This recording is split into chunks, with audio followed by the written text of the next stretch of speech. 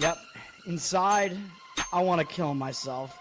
We are on an 0-7 run over the last 2 days. After tonight was just complete bullshit.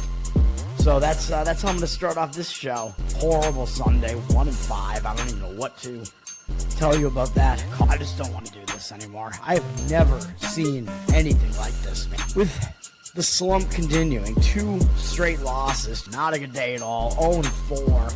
I just have not had a good season, man. What can this slump that I'm on? The slump continues. I've reached a new peak, actually. I'm going to burn my Bruins hat, man. I don't know what is going on with the Bruins. March 8th, is that what it is? I don't even know. It's March 9th, I think. Who even knows, man? I don't know what day it is anymore. I don't even know what day it is anymore, man.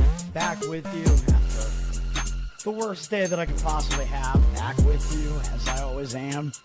Until I die, at least. 0-2 yesterday, and yesterday did not go well for me. 0-5. The worst month that I've ever had in my 18 years doing this. I don't know what to even tell you about this anymore. Broke the slump yesterday as the slump discontinues. The slump continues. Somebody fucking kill me, please. I don't even know what I should do at this point other than potentially end it all.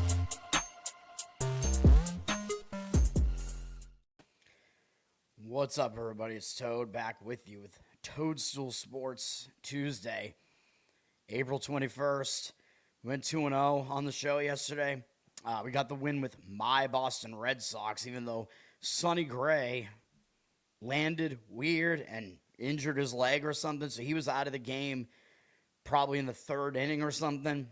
So it was looking pretty dicey at that point after the Red Sox were winning 2-0. They blew that, and then it was 2-2. I don't believe they trailed in the game, unless maybe they did right after Gray went out. Maybe they did trail very briefly, 3-2 maybe. But other than that, I know they were winning 8-3 late in the game, and then the bullpen almost blew it. They had to bring in Chapman to try to fix that shit in the 9th inning. And, dude, it was a Rafaela, another horrible fielding mistake by him. This guy, I don't know what he's doing out there. This is a coaching thing, dude. You go from being like this really good fielder to not even knowing where the ball is going to go. Like, he's getting the wrong jump on the ball every single time, and it happened again in the 9th inning. He should have fielded it on one hop for like a routine single type of thing, and 1 run would have scored. I mean, the outcome of the game would have been the same, except 1 fewer run for Detroit. Like, Chapman got the next guy out anyway, but still, I don't know what you're doing, man. He lets the ball go behind him. Another run scores because of that. It winds up being a double, or actually, it probably should have been an error on him. A single plus an error. Maybe that is how it was ruled. I don't know, but it makes no sense. And then after it happens, he's like reading off of this like laminated index card. Like, yeah, the answer's clearly going to be in there. Like, what the fuck is going on here with this fucking team? Fire the manager. Fire the coaches. I'm done with this shit, man. I'm done with it. The fundamentals on this Red Sox team are piss poor, pathetic, and now they have to go into a series against the Yankees, and we're going to talk about that game, where the pitching matchup in tonight's game is the one that's most beneficial to the Red Sox, and I think they're going to lose. So, yeah, this is just great. Dirty Sock, what's up? Thanks for hanging out. Money on the money line, what are we doing? Oh, yeah, well, if you play an underdog, then yeah. If you play the underdog, you have to sprinkle on the money line, especially, yeah, I mean, those are single-digit underdogs, yeah, for sure, 10%. 10% on the money line, although both of those teams had to make massive comebacks to do what they did, especially Minnesota. I think it was their biggest comeback in playoff history, Minnesota. Really, Denver and the Knicks, neither team should have lost that game. Those games were pretty much over. As far as the covering is concerned, I mean, I was correct about both covers there, which, you know, covering is probably a different story, but those teams blowing those leads was fucking ridiculous. Yeah, I mean, I did not recommend that as a play on the Hawks, just to be clear. I mean, that was a very, very weak opinion from me, because the NBA board was terrible yesterday, and it was just like, whatever. This, like, you know, if I had to pick a team that I thought was going to be the one to actually pull out an outright win, it was going to be Atlanta, and that one just because of how crazy variant they are. But it's a massive, massive risk because if you, there's no way the Hawks should have won that game outright. They had to overcome like an 11-point deficit, I think, in the fourth quarter. And if you're on the wrong side of 3-point variance like that, which is probably going to be usually the case with the Hawks, you're fucked pretty much. So, well, all right. Thank you. I don't know. I feel like I should only give up my plays on the show now and stop talking about everything else, though, because I don't know. I don't want to mislead people here. I fucking hate the Lakers, both in this game tonight and in I'm going to make a very strong case against the Lakers tonight. And no, I mean, I hate the Lakers in general because they're just an asshole. They're a fraudulent Hollywood team. They're bullshit. The Lakers are a complete fraud. They're not winning tonight. All right, let's go into baseball here. We have all evening action, I think, in all the sports today. Houston at Cleveland is the first game. Houston won yesterday 9-2, which I was correct about the Houston lean in that game yesterday. I thought it looked like a bounce back for Houston. Didn't really expect a blowout win out of Houston. Houston's bullpen is still pretty bad. Houston did use 3 relief pitchers yesterday. Cleveland also used 3. Cleveland's bullpen has not been that much better, really. Houston's is really bad, like still a bottom-tier bullpen by far. You could make the argument they're still the worst. Cleveland is in the middle of the pack, but their bullpen ERA is pretty iffy, so I don't know. I don't really like either of these bullpens. Hitting-wise, Houston has hit well this year. They're number 2 in offensive OPS still. Cleveland is 18th. You got to give Houston an offensive edge here. Starting pitching, you do not give Houston the starting pitching edge, however, with Ryan Weiss pitching. Who is this guy? He's 29. He hasn't pitched in the majors before this year. He's made 1 career start now, and that didn't go particularly well. It looks like he's probably going to go maybe 3 innings max. He went 3 2/3 in his 1 start. I don't know if that's an indicator of much. His numbers are bad. 6.75 ERA, 2.05 whip. These are horrible numbers. 18-10 strikeout walk ratio, along with 20 hits allowed in 14 2/3 innings, plus 4 home runs allowed. You cannot trust this guy at all. Yeah, Cleveland hasn't seen him, but Houston, it's just like they don't even have anybody to fill out the starting rotation, which is why they're going with this guy.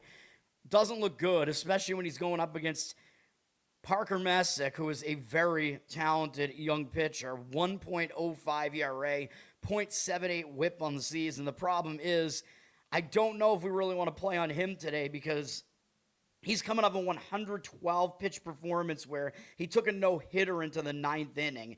And then I don't know why they left him in after that, dude. That was so stupid. He literally allowed a single first pitch in the top of the 9th inning.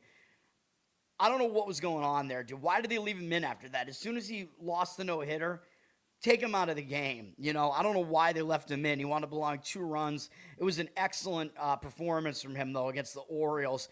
After a performance like that, I could see him being in a letdown mode here. I'm not going to say he's going to be bad because, he's allowed 2 or fewer earned runs in every outing this year. But this could be a bit of a lesser performance from him here, the way that last effort went, that plus the amount of pitches that he had to throw in that game. I don't love him in this game, although generally I do think he's awesome. He does not have any numbers against Houston, which usually is an advantage because the opposing hitters are going to have to figure him out.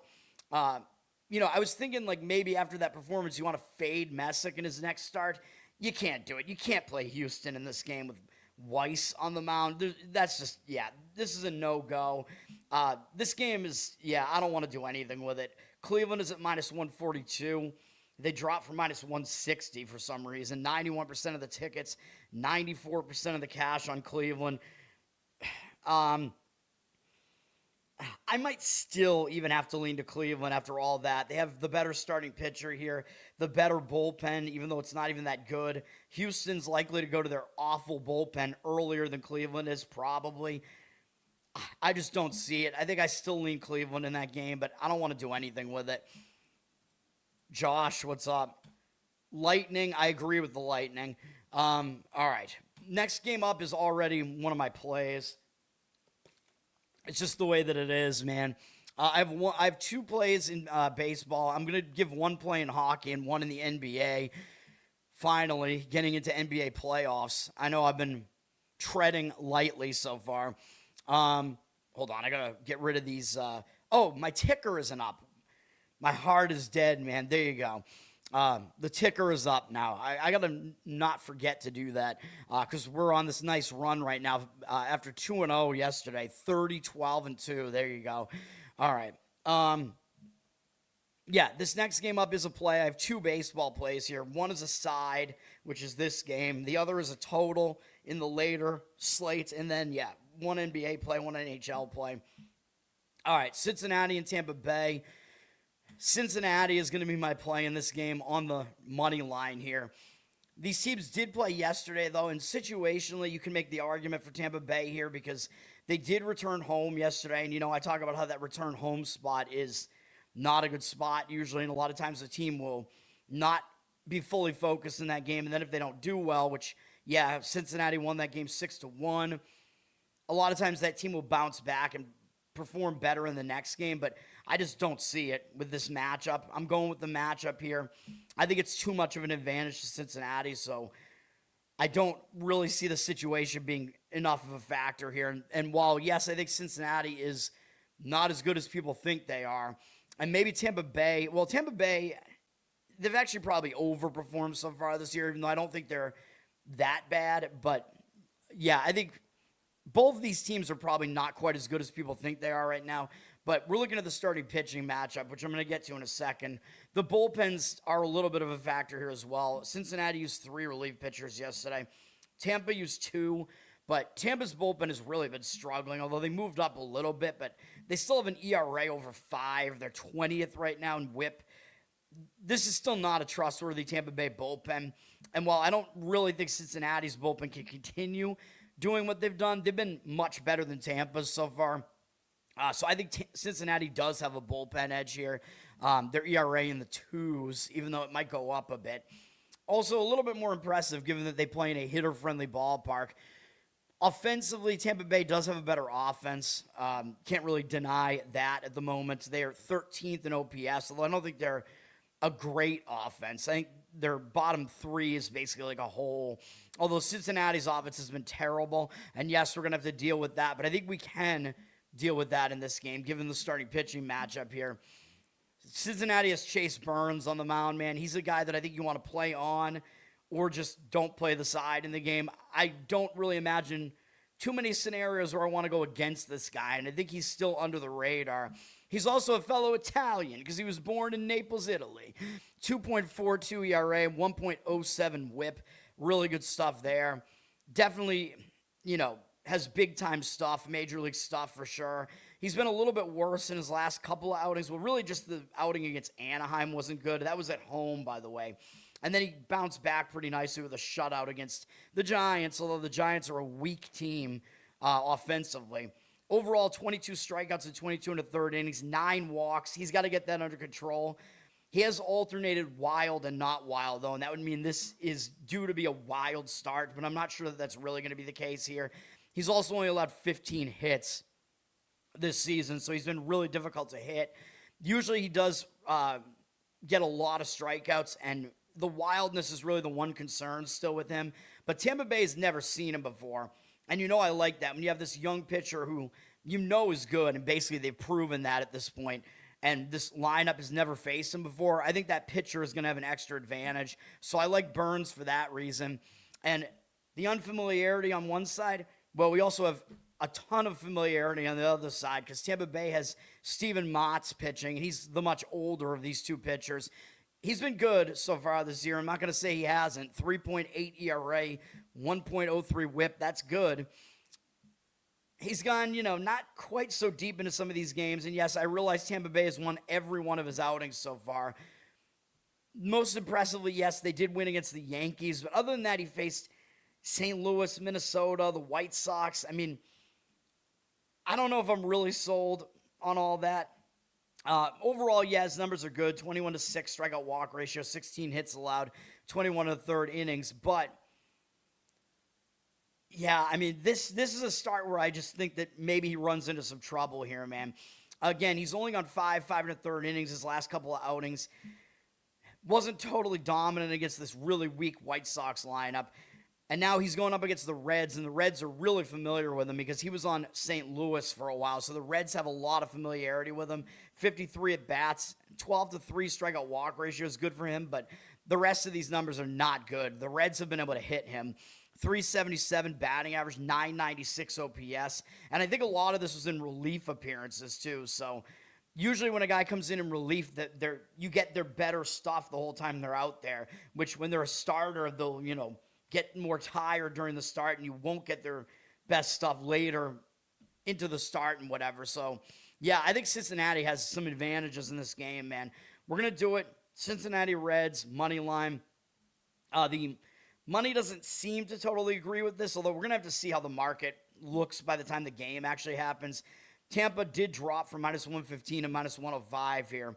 69% of tickets, 77% of the cash on Tampa Bay. For now, it looks like some of the money's on Tampa, but I think they're going to wind up being kind of a public side here. The public likes offense, which means they do not like Cincinnati right now. So that's where we're going. Reds, money line is that play. The total is indicating, the money's indicating towards the under. First five under kind of makes sense to me here in a way. Like both pitchers are, I think, generally pretty good right now.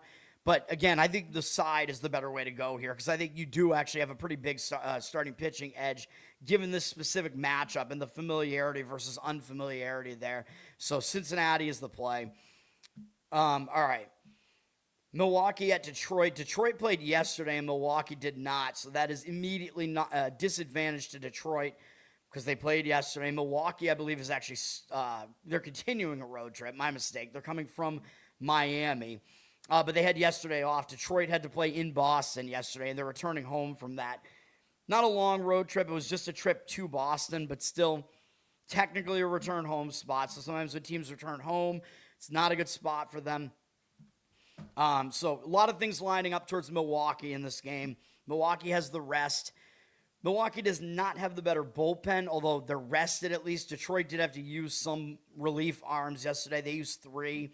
So Milwaukee does have a bullpen rest edge here, but their bullpen has not been good, really. They're 26th in whip, which is really bad, although their ERA is better than the teams that are surrounding them, so maybe they're not quite as bad as that. Detroit does have the better bullpen, but again, less rested, but some of their high leverage arms are available in this game, though, and if it's a closer, lower scoring game, that does matter.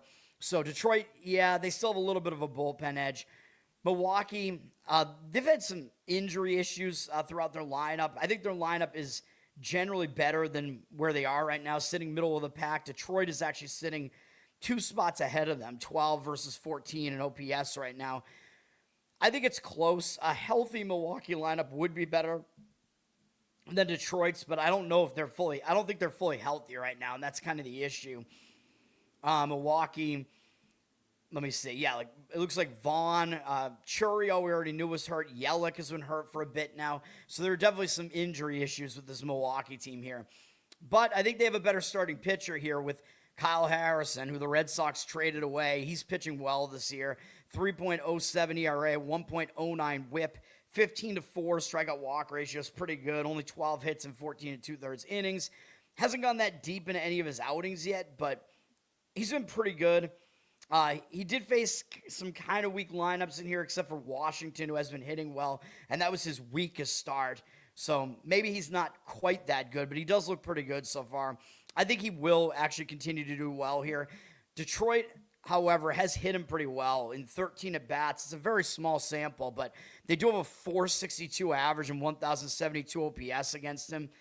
That's not really what you want to see, because I do like the Brewers in this game. I'm going to lean to the Brewers here, but this gives me some pause, although I think Harrison is better now than probably he was whenever these numbers were accumulated.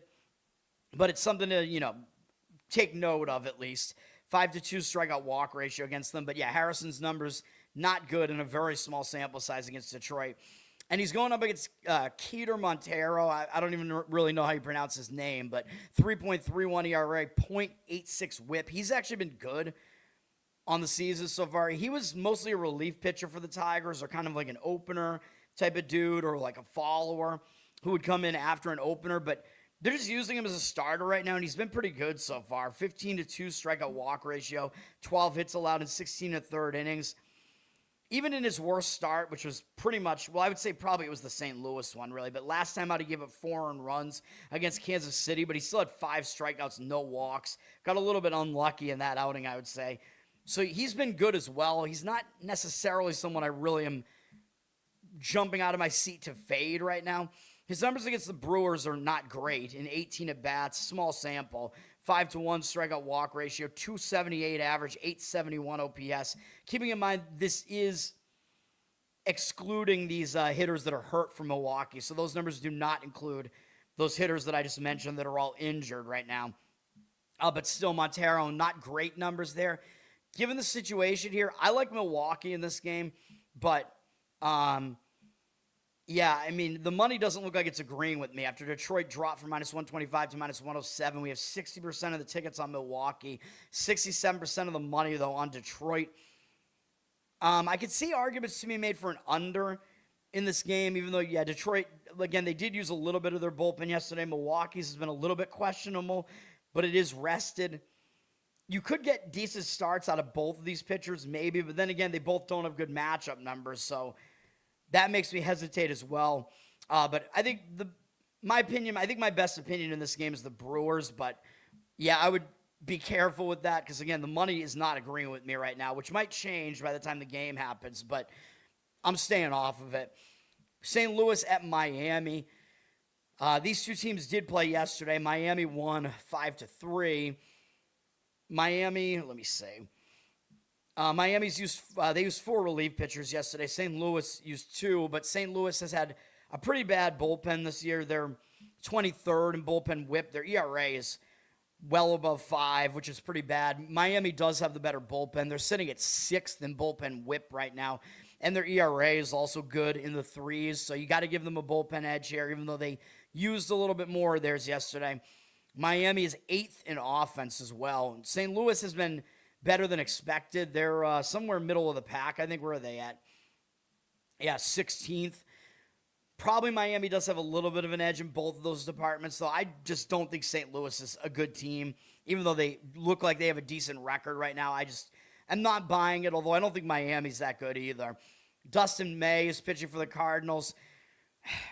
Yeah, I mean, horrible trade that the Red Sox made to get him. He was terrible at the Red Sox. They got rid of him. He's got a 6.98 ERA, 1.6 whip this year, really bad. His last 2 starts were both good, though. One of them against the Red Sox, of course, and the other against Cleveland. I'm not ready to say that May is good again or that he's found something right now, though yes, he is in good form right now across those last 2 starts. 6 innings in each, allowing 1 earned run in each. 8 strikeouts to 1 walk over that span. 15-4 over the course of the season is not that bad, but he's been way too hittable still, though. 27 hits in 19 1/3 innings. Fly ball rate is too high. Still, I don't like May. His numbers against Miami are good, though. Small sample, 14 at-bats. No extra base hits allowed. 2 strikeouts, no walks. 214 average. 429 OPS. Might be a situation where you don't necessarily want to fade May because he does happen to be in good form right now. It might be a decent matchup for him. He's going up against Chris Paddock, who is not a good pitcher. 5.59 ERA, 1.45 whip. Those are not good numbers. He's not really in the greatest of form right now. He failed to go 5 innings last time out against Atlanta. Allowed 2 earned runs, which isn't that bad. And I guess 4-0 strikeout walk ratio wasn't bad, though. Overall, 18-5 on the season. That's not terrible, but similar numbers to May. He's allowed more hits than innings pitched, which is bad. 23 hits in 19 1/3 innings. Way too many fly balls. So similar pitching from both pitchers here, really. Except that Paddock is in the worst form. Although we know Atlanta's been hitting pretty well. So maybe you give him a little bit of a pass for that. I don't know. I don't know if I want to give either of these pitchers a pass, really, for anything, though. And Paddock, I got to look at his matchup numbers here. Whoops, my mistake. His numbers against St. Louis, only Urias has ever faced him. He's 0 for 1 with an RBI. I don't know if it was a sac fly or what it was. No strikeouts, no walks. So Paddock is unfamiliar to them. I still think over might be the way to look in this game, though. I mean, you have at least one pretty bad bullpen with St. Louis. I think both starting pitchers are generally bad. That would probably be the way I would lean here. Total did go up a little bit, 8.5 juice to the over. Excuse me. It is in no man's land here. 84% of tickets, 88% of the cash on the over. It looks like a public over, but there is some money coming in on it. Miami is kind of a more pitcher-friendly ballpark, but I could definitely see both starting pitchers not doing particularly great here. If either of them, is going to do well, probably it is likely to be May, given the current form. So probably I do have to lean to St. Louis as well. 68% of tickets on Miami, 53% of the cash on St. Louis. Money coming in on St. Louis. Maybe the bullpen rest helps St. Louis in their bullpen a little bit, although you could go first 5 innings as well and just focus on the starting pitching. Do you really want to just rely on Dustin May, though? I mean, maybe, because he's up against Paddock, who's probably even worse. So those are my thoughts on that game. I don't want anything to do with it, though. I mean, you could just as easily probably make arguments for an under in that game, though. Although if I was going to do that, I would make it first 5 because I do not want the St. Louis bullpen included in that. But you have May with good numbers and some unfamiliarity against Miami, and Paddock is unfamiliar with St. Louis. But when it's a bad pitcher, I don't think it matters that much. Atlanta at Washington. I was correct about this game going over yesterday. Atlanta won the game 9-4. Washington, not a good team, man. They're not, even though their offense has done well so far. Their bullpen is bad. They used 3 relief pitchers yesterday. Atlanta used 3 as well, but bummer, only for 3 pitches, so not a bummer. They can use him again today if they want, probably. Atlanta has the number 1 ranked bullpen in WHIP and I think an ERA as well. Very surprising, but they remain at the top. I still don't think they are actually the best bullpen, though. I think San Diego is, but Atlanta's been really good in the bullpen department, and they're definitely better than Washington. Washington's been a bottom several bullpen all season so far. They're not good. Washington's offense has been the surprise. They're 7th right now in OPS, which has been quite good. Atlanta, however, is 3rd. So Atlanta's been really good offensively as well. So Atlanta does have edges here. Bullpen, a huge edge. Hitting, I think Atlanta does have the edge as well. They got Ronaldo Lopez pitching here. He has pitched once, I think, since the suspension already, from trying to punch a guy with a baseball in his hand. That was a fight that he had with Soler in that Anaheim game. Not a fan of Lopez, especially after that. Lopez wasn't great in his last outing. He walked 3 guys in 5 innings and kind of got lucky to only allow 3 runs in that outing against Miami, so that wasn't that great. Overall, 19-8 strikeout walk ratio, a very heavy fly ball rate, which I don't like. The one good thing is he's been hard to hit, 15 hits in 20 2/3 innings. I think his stuff is kind of dwindling, though, man. He's had some injuries. He's not really what he was when he was at his best. His career has been a real roller coaster. His numbers do look good overall, though. 2.18 ERA, 1.11 WHIP, but I don't know if I fully trust him. His numbers against Washington are pretty good. In 31 career at-bats, 9-2 strikeout walk ratio, 226 average, allowed 628 OPS. That's not too bad. It's pretty good, in fact. Foster Griffin is going for Washington. He's been serviceable, at least 3.05 ERA, 1.26 WHIP kind of indicates that ERA should be a little bit higher than that. He hasn't been awful, though. 19-7 strikeout walk ratios, kind of too many walks, though. Fewer than 1 hit per inning allowed is not bad. He did have to face the Dodgers and Milwaukee in there and the Phillies, who I know Phillies haven't been hitting well, but those are still talented offenses, and he did pretty well against all of them. Did a little bit worse against Pittsburgh last time up, but then again, there were some walks mixed in against those other lineups there. Had a 7-1 strikeout walk ratio against Pittsburgh, so every one of his starts has really given you something to like. I'm still not sold on him, though. Like, he's 30 years old, and, like, I don't think your career just all of a sudden takes off when you're 30. And prior to this year, he hadn't pitched in the majors since 2022, and he had 0 career starts. So, I don't know. I mean, it's interesting what he's done so far, and the Braves have never faced him before, so there is that. Maybe he has a little bit of an advantage over them for that reason. I don't know if I'd put that much weight into it, though. This is a difficult game to figure out. You could make some arguments maybe for an under here, even though I don't like Lopez, but we have 78% of tickets, 91% of the cash on the over. Washington's bullpen is miserable, though, so I think if you do go under, first 5 makes more sense. Total is at 8.5, juice to the under, hasn't even really moved. But given that Griffin has unfamiliarity, is in decent form right now, and Lopez has been decent this season and has good numbers against Washington, I could see that being the case, but Washington has been like an over machine, though, dude, which makes sense because Washington can hit and their pitching is almost like their pitching is just horrible, pretty much all the way across the board. Looks like the money is kind of fading Atlanta in a way. They're down from -145 to -132. They're very public, 87% of the tickets, 90% of the cash on them, but I wouldn't really say the money is actually indicating on Atlanta. I mean, it's possible that the professionals are joining the public in this one. I'm not sure if they really are, though. Looks like the money might kind of be indicating towards Washington. If you went Washington here, I think you would have to limit it to first 5 innings. You don't want to deal with that bullpen. It is possible that Griffin is able to hold his own against Lopez, though. There is that possibility, but I wouldn't want to bank on it. Yankees at Red Sox, of course, on TBS, because it is the huge rivalry as it resumes, as the Red Sox have actually had the upper hand in this rivalry the last couple of years, despite losing the wild card round last year. The Red Sox, I believe, have won the regular season series a couple of years in a row. Red Sox, however, played yesterday, although it was a really early game yesterday, and today is going to be an early game as well, if you know what I'm saying, because he's pitching for the Red Sox. But the Yankees were off yesterday, so the Yankees have a rest edge. Red Sox at least finished their game in the afternoon, so that wasn't horrible, and they're staying at home, so, it's not the worst situation. But, yes, the Yankees have a rest edge, and the real problem comes in because Sonny Gray got hurt. So where we get the real issue with the Red Sox here is the bullpen usage was ridiculous yesterday. They used everyone in their bullpen except Anderson yesterday. That is not good.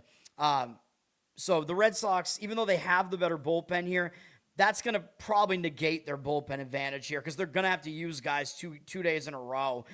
Red Sox generally do have the better bullpen. That's been one of their only good things this year. Only good things about the team. The Red Sox have a good bullpen this year, ranked 5th in WHIP, and their ERA is pretty good. Yankees are 21st. Yankees having some bullpen woes again. Maybe still not as bad as last year, but not great.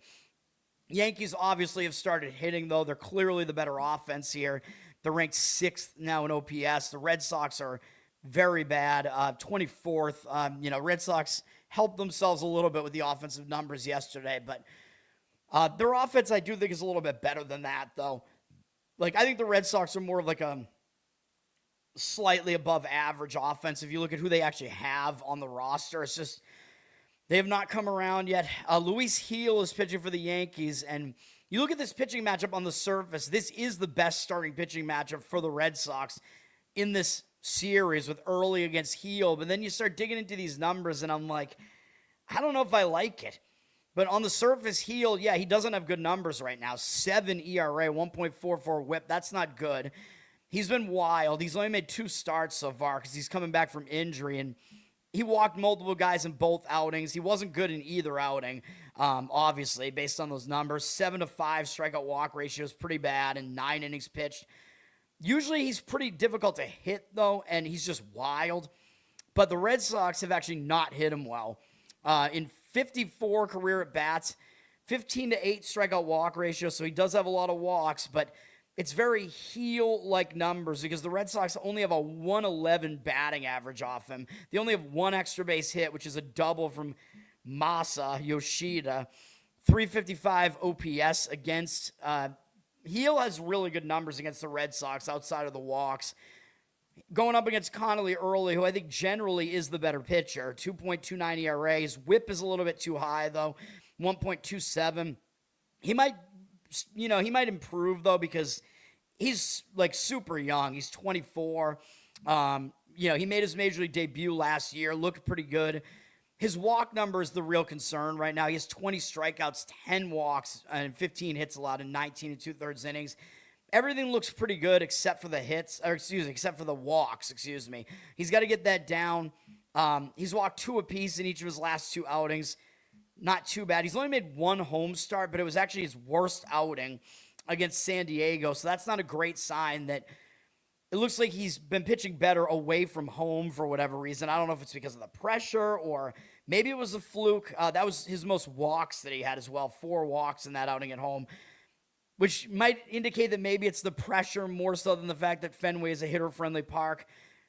Maybe he'll do better here, though. It's possible, but this is a pressure situation against the Yankees, and the Yankees have faced him before, and early does not have good numbers against them.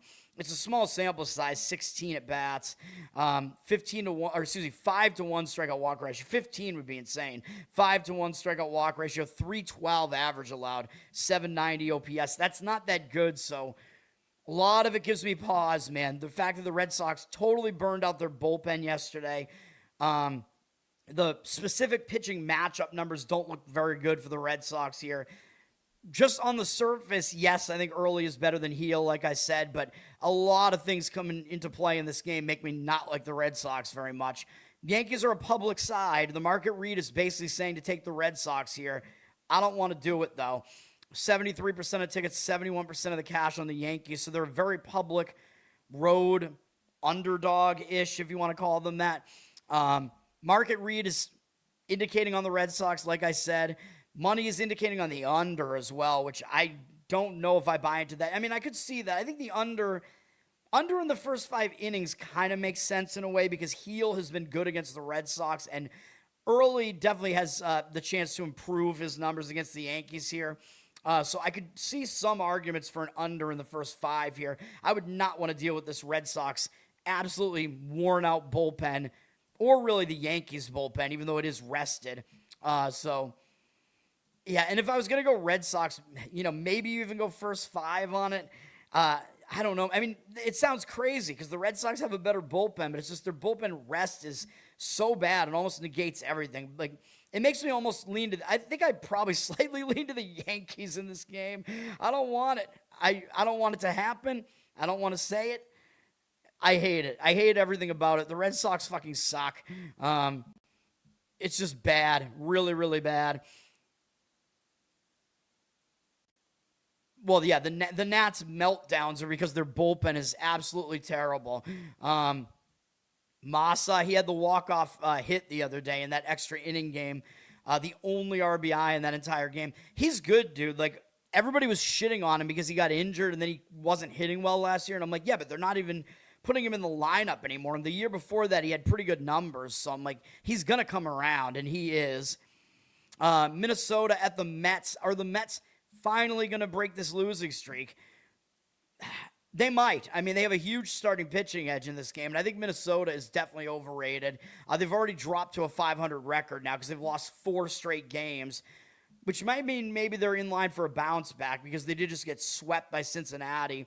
I believe neither team played yesterday, so Minnesota might be a little bit of an edge to Minnesota. The fact that they get to leave home, forget about those losses, focus on the Mets here, play baseball. It's not a horrible spot for Minnesota. And in fact, situationally, it actually is a negative spot for the Mets because they're returning home from a 3-series road trip. Oh, no, sorry, 2 series. But they went to the Pacific Coast. They were in L.A., and then they played the Cubs. But again, that's also part of the reason why the Mets haven't won any of these games, even though I know their hitting has been awful. But Soto's been hurt this whole time, and I mean, it's not easy to go on the road and play the Dodgers and the Cubs, dude. It's not like they're playing bad teams here. Like, those are really good teams that I believe are probably both going to win their division. So you might be able to dial it back a little bit on how bad the Mets really are, because I don't think they're this bad. But they're returning home still, so that is usually not a good spot. You return home from the road. They did have yesterday off, like I said, but returning home from the road, A lot of times that's bad. You get distracted. You have to get back to home life. But they might be focused because they've just lost so many games in a row. It's getting to a point where it's like you can't overlook anybody. You know what I mean? As far as the bullpens, I believe the Mets have the better bullpen, and that's like the one real saving grace they have here. Well, really, it's the pitching because they have the better starting pitcher here as well. The Mets bullpen, where the hell are they at? Why don't I see them here? Oh, I'm looking at hitting, that's why. Yeah, the Mets hitting, we know. They've had the worst offensive numbers in baseball so far. Their batting average isn't the lowest, but it's close, and their OPS is the lowest. So, yeah, the Mets have really, really been bad offensively. They have too much talent for that to remain the case. I do expect them to improve on that. But right now, their hitting is really bad, and it is worse than Minnesota's right now. Minnesota is 10th right now, although I don't think Minnesota's lineup is going to remain there. Like, I don't think they're going to keep hitting that well. Mets have a pretty good bullpen. Like I said, they're 14th, kind of middle of the pack, but nothing about these bullpen numbers is really bad, so they're all right. Minnesota's bullpen is pretty bad at 28th, so the Mets do have a better bullpen here. Simeon Woods Richardson is pitching for Minnesota. His numbers have started getting pretty bad. 6.1 ERA, 1.6 whip. I don't think he's that bad. He's coming off 2 really bad outings, though, and he's not in good form right now. You could say that. 5 strikeouts, 4 walks, and 11 earned runs allowed in 9 innings over the last 2 outings at Toronto and against the Red Sox. And those have not been lineups that have been really crushing it. So he's not doing that well right now. I believe we got a win with the Red Sox in that game. We faded him in that game. I don't remember who the Red Sox had on the hill, but yeah, we faded Woods Richardson in that one. Woods Richardson against the Mets here. Let's see. I did look at this earlier. His numbers are not very good against the Mets in 30 at-bats, 5-4 strikeout walk ratio. And this is without factoring in Soto, by the way. The Mets still have 3 home runs against him. 367 batting average, 1241 OPS. So Woods Richardson, yeah, he doesn't have good numbers here. He's definitely the lesser of these two pitchers going up against Nolan McLean, who is having a good season for the Mets. And it's just really unfortunate that a guy like this, you know, he's young, he's at the beginning of his career, he's pitching really well, and his offense is just absolutely pathetic behind him, and he can't get wins because of it. It's kind of a shame. It's a damn shame. 2.28 ERA, 0.76 whip for him. That's some good stuff. 28-8 strikeout walk ratio and only 10 hits allowed in 23 2/3 innings. We're looking at like some borderline pretty dominant numbers here, man, including a really good outing last time out against the Dodgers on the road. Looks like real deal type of stuff, and they still lost that game because they can't fucking hit. He's allowed 2 or fewer earned runs in every outing. He's good, no doubt about it. Minnesota has one hitter who's seen him before. Josh Bell, formerly of the Nationals, is 1 for 3 off him with a single and 2 strikeouts, no walks. So McLean has a pretty big unfamiliarity edge here. I think there's a huge pitching edge for the Mets here, which is why they're favored like this. I know they're returning home from a road trip, whatever. I think I would only be able to lean to the Mets in this one, though. I can't quite get there with it, but I like the Mets. I think they have a strong pitching advantage, like really throughout this entire game. I think they're going to finally do it and get this win. But yeah, I have my concerns. The Mets have gone up from -125. That would have been a really nice price to -174. Maybe there was a pitching change here, and that's why it moved like that. But 72% of tickets, 83% of the cash on the Mets. Hilariously, it looks like the public is slightly siding with the Mets, but the actual money, I believe, is on the Mets. I'm tempted to do it. This is one of my stronger opinions of the day, but I don't like jumping on teams returning home from the road. You know, I have my few concerns with it, but I think clearly you have a huge starting pitching edge here.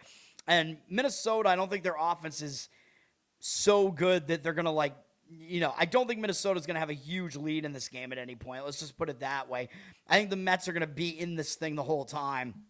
But you need them to win, and you need them to win somewhat easily if you're going to lay a price like this. That's what I still would do, though. I would lay the -1 run line probably, or make your own -1 run line on that. That would be my opinion on that.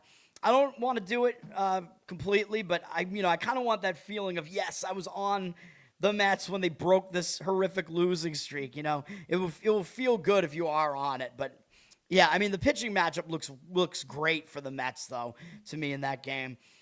Baltimore at Kansas City. This game, if you saw what happened in yesterday's game, I believe I had an opinion on the under in that game, and I hope that I said limited to the first 5 innings because this was a 1-0 game going into the 9th inning, and the final score was 7-5. If you had the under full game in this game, I mean, first of all, maybe there's something wrong with you for including Kansas City's bullpen in your equation, but even so, you were clearly on the right side of that, and you got absolutely screwed. It was a 1-0 game in the 9th inning. It was then 1-1. It went into extra innings. No runs got scored in the 10th, and then there was 1 run in each half of the 11th inning. So then it was 2-2, and then 8 runs came across in the 12th inning alone and set this thing over. The total was 9 in the game. Absolutely ridiculous. Absolutely ridiculous. Horrible beat. But again, I think first 5 under because Kansas City's bullpen was so bad, or is so bad, that makes more sense. But Kansas City, their bullpen was bad in that game too, because that's why they lost. They lost 7-5. This Kansas City bullpen, they can't get it right, man. They were fairly good last year. This year has not been the case. They used a bunch of relievers yesterday too, 5 of them. Probably similar on the other side, though. I looked at this earlier, but I already forget. Baltimore has had the better bullpen this year, but they used a lot of relief pitchers as well. They used 6. So looks like you want to fade the bullpens in whatever you do with this game, although Baltimore has the 3rd best bullpen whip this year. But I'm not ready to say that they're actually that good in the bullpen, but they have been pretty good so far. They're definitely better than the Royals, who have the absolute worst bullpen, both in whip and in ERA at this point as well. Really, really bad stuff. Royals also have not been hitting well. 28th. Really bad. I mean, their offense wasn't good last year either, but this is some pretty bad stuff from the Royals here. Baltimore has the better offense. Where are we at here? Baltimore, they haven't been great, though. They're 21st offensively, but they do have the better offense. I think I forgot to handicap this game, actually, so I'm going to do it on the fly here because I don't remember looking at these starting pitchers. Shane Baz is pitching for the Orioles, 4.91 ERA, 1.55 whip is pretty bad. Baz is walking too many guys, man. He's putting too many guys on base. Too many hits, too. 22 innings, 26 hits, 19 strikeouts is fine, but 8 walks is really high. He's walked 2 or more in each of his last 3 outings. Orioles have lost all 3 of those games. He hasn't gotten completely blown up in any of them, though. Like, he's allowed 4 or fewer in every single outing, so he's not, like, getting absolutely destroyed in any of these games. He's a pretty mediocre pitcher. I mean, he has shown some glimpses of being pretty good sometimes, but, like, when he was on Tampa. Going up against the Royals might be a bit of an easier task for him. His numbers are good against them in 30 at-bats, 5-1 strikeout walk ratio, 233 average, 691 OPS allowed, so those are not bad numbers. He is going up against Chris Bubich, who has good numbers this year, 3.97 ERA, 1.06 whip. Bubich hasn't looked quite as good in his last few outings as well. He had 1 really good outing against the White Sox, but that is a really pathetic offense. And beyond that, he has 3 walks in the other 2 outings this month against Milwaukee and at Detroit. That's not great. His worst start of the season was that most recent one at Detroit. Didn't make it 5 innings, allowed 5 earned runs. Some things to not love here. 26-10 strikeout walk ratio. Again, that is definitely too many walks in 22 2/3 innings, but only 14 hits allowed. That's good, and the strikeout rate is good. But he started kind of falling off in the later half of the year last year after he got named to the All-Star team or whatever. His numbers against Baltimore are actually not good. In 18 at-bats, 389 batting average allowed, 1,032 OPS. Yeah, given all that, I'm going to lean Baltimore here.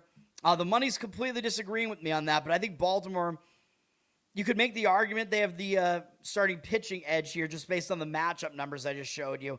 Bubich also in fairly bad form, it looks like. And then Baltimore, I think you have to give them the bullpen edge and the offensive edge. But 54% of tickets on Baltimore, 67% of the cash on Kansas City, and they're up to minus 127. I don't know, man. I think the odds makers might be giving Bubich a little bit too much credit there. So, Booby, I don't know. We'll see if he gets the Booby prize in that one. I would slightly lean towards Baltimore there, though, but it looks like a very dumb, like, public side. It looks kind of square, really. Oh, my God, I'm getting the better team as an underdog. Because the odds makers are telling you that Baltimore's not even the better team in that matchup. Yeah, I'm not quite so sure about that. Philadelphia at the Cubs. Philadelphia continued their losing ways. The Cubs continue to be hot with 6 wins in a row now with a 5-1 win yesterday. I thought Philadelphia was in a nice bounce back spot yesterday. Didn't necessarily love the starting pitching matchup. Nola is just a real question mark. I didn't think Ray would do as well as he did yesterday. I think it looks like he did pretty well. I'm not really a fan of him, but give him credit. Cubs only used 2 relief pitchers yesterday. Philadelphia used 3. Looking at how the bullpens have done so far this year, the Cubs are 8th and the Phillies are 7th in WHIP. Cubs have the better bullpen ERA, though it's very close between the 2 bullpens. I think I will actually give the Cubs a little bit of a bullpen edge, though. Cubs have started hitting. They're up to 5th. They've skyrocketed up the offensive standings. They're 5th in OPS now. Same cannot be said for Philadelphia as they sit 25th, even though they have a lot of talent in that lineup. I don't think they're going to stay there, but the Cubs have had the better offense. Just on the surface here, the starting pitching matchup looks like it favors the Cubs to me. But you got to dive into the current form, the matchups. Jesus Luzardo is pitching for the Phillies. His numbers look pretty horrendous this year. 7.94 ERA, 1.46 WHIP. What is going on with him? Well, he's got a really elite 30-5 strikeout walk ratio, so that's really good. That means his command is good, so how could he possibly have numbers that are this bad? Well, it's because he's allowed 28 hits in 22 2/3 innings. He's been way too hittable. That's been the problem. Yeah, he just gets smacked around. He's allowed 5 or more earned runs in 3 of his 4 outings. His only good one was against Colorado, who suck offensively, although that was at Coors Field. But he's been bad other than that, and he just faced the Cubs, and they absolutely lit him up in Philly. They got him for 12 hits, 8 earned runs in 5 1/3 innings, even though he had 4 strikeouts, 1 walk. That's some bad stuff, dude. Now, the Cubs just saw him, so they're familiar with him. They just knocked him around. But he might do better this time because that's kind of what happens sometimes with these veteran pitchers. Like, the Cubs are already familiar with him, so I don't think that matters that much. And he did so bad that he might figure out, oh, this is what was going wrong. I'm going to fix some things. You know what I mean? But I don't want to rely on Luzardo to actually completely turn this thing around either because he's been so bad recently. I don't think we could really rely on him at all here. He's going up against the Cubs. I think he'll do better than he did in that last game, but that's still probably not good enough. Cubs have 111 at-bats against him, 31-15 strikeout walk ratio. That's too many walks. 252 average isn't that bad for him, but 756 OPS, getting into the slightly higher range there. He's going up against Shota Imanago. I think is just way more trustworthy. Obviously, he's having the better season for the Cubs here. 2.45 ERA, 0.77 WHIP. He's in excellent form right now. He's allowed 2 earned runs this entire month so far. 24-3 strikeout walk ratio this month. 31-5 overall, so that's even better than Luzardo's. Plus, Imanaga's only allowed 12 hits in 22 innings. Now, he did just face the Phillies, so like I said, when hitters just face a guy, sometimes they will hit him better in the next game. So there could be a little bit of regression here from Imanaga, but is it going to be enough regression on his side and positive regression on Luzardo's side that it's going to completely cancel this out? I don't think so, really. These guys, I think, pitched in the same game here, and Imanaga went 6 innings, allowed 1 earned run, 11 strikeouts, 1 walk, 3 hits, whereas Luzardo was an absolute disaster in the game. So even if they both regress, in those directions in this game, Luzardo could do better than that and still not do well enough here. You know what I mean? And Imanaga could do worse than this and still outpitch Luzardo. So there might not be enough regression in store here. Yeah, I mean, I can't give you, I can't say that I would want Philly here. I mean, there's no way. Even though the Cubs have dropped all the way from -150 to -116 here, the public doesn't want anything to do with Philly right now. 77% of tickets, only 69% of the cash on the Cubs. So the money is very strongly indicating on Philadelphia here. Coming in a bit on the under, too, for what that's worth. But I don't know, man. I think I would lean to the Cubs. rarely you're going to get Imanaga at a price like this, although it looks almost too inviting. It looks like they're trying to trap you into taking the Cubs. I don't want to fall for the trap. This is not going to be a play for me, but it looks like just such a cheap price delay with Imanaga and this starting pitching matchup. Like, he's in such better form right now.